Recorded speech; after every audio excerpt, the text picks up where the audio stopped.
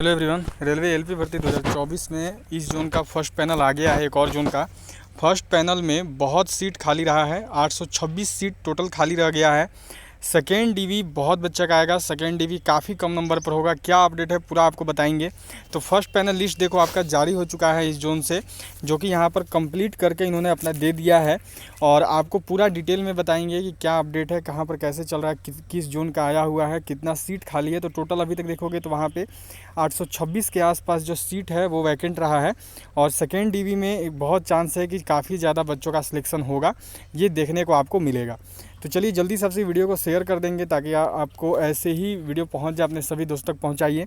और जो भी चैनल पर पहला बार आए हैं तो जल्दी इस चैनल को सब्सक्राइब करके बेल आइकन को ऑल पर सेट कर लेंगे, ताकि जो भी अपडेट हो आप तक सबसे पहले पहुंच पाए और आप सभी सबसे पहले देख पाइए। एएलपी का अपडेट आप तक सबसे पहले पहुँचता है।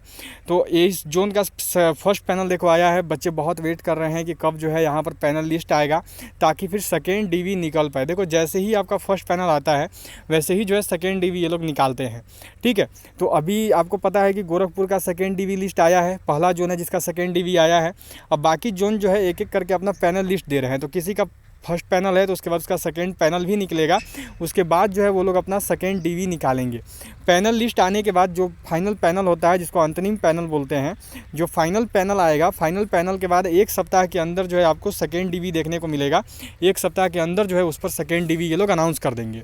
तो चलिए अब आपको सबसे पहले बताते हैं कि किस जोन का यहाँ पर आ रखा है पैनल, जिसमें जो है टोटल 826 सीट खाली चला गया है। 826 सीट खाली रह गया है। हाँ जी, तो जिस जोन का देखो यहाँ पे आपका फर्स्ट पैनल आया हुआ है वो जोन है आपका आरआरबी भुवनेश्वर।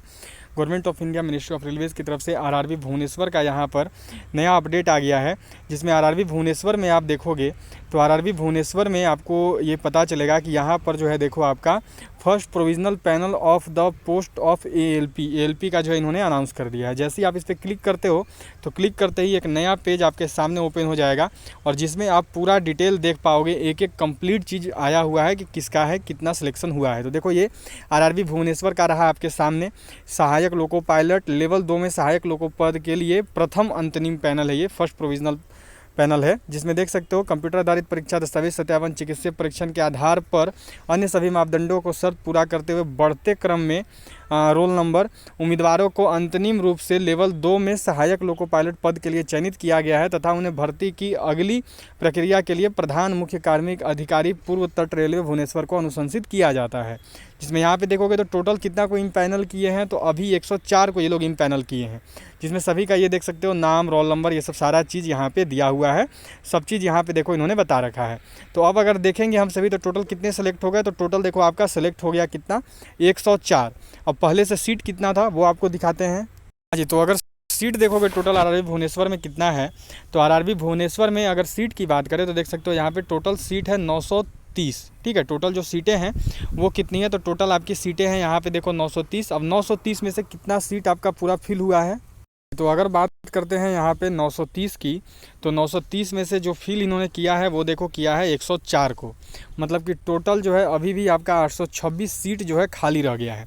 अब 826 सीट जो है अभी आपका बचा हुआ है फर्स्ट पार्ट पैनल के अनुसार। अब इसमें देखोगे कि टोटल आपका कट ऑफ भी यहाँ देखो इन्होंने दे दिया है, ठीक है।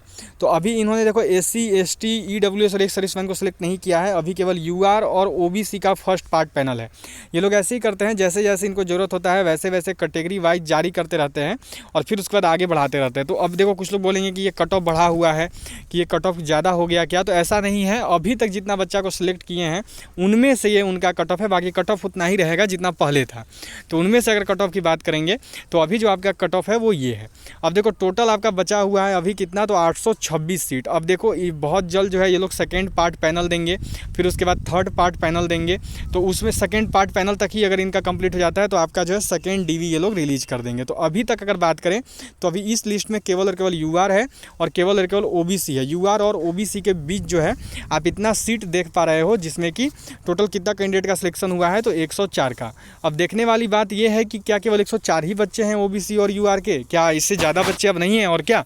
तो यही अब सबसे बड़ा फैक्टर बचता है कि अगर 104 ही बच्चे होंगे तब बहुत बड़ी बात हो जाएगी, क्योंकि फिर बहुत ज़्यादा सीटें खाली जाएंगी। इतनी ज़्यादा आपके SC ST और EWS के बच्चे नहीं हैं जो जितनी सीट सीट है, तो क्या केवल 104 बच्चा है? पर ऐसा होगा नहीं, क्योंकि जो टोटल सीट है वो यूआर में ही देखो 400 के आसपास है, 400 कुछ तो यूआर में ही है। तो ऐसे तो हो नहीं सकता है कि केवल 104 ही सीट होगा, 104 ही बच्चा होंगे जो कि आए होंगे। तो और ये लोग अभी देखो आपके और भी डीवी लिस्ट जारी करेंगे, जिसमें आप देखोगे कि अभी इनका बहुत जल्द आपका सेकेंड पार्ट पैनल भी देखने को मिलेगा। ठीक है, ये सेकेंड पार्ट पैनल भी आपका बहुत जल्द देंगे, क्योंकि अभी ये लोग कैटेगरी वाइज जारी करे हैं।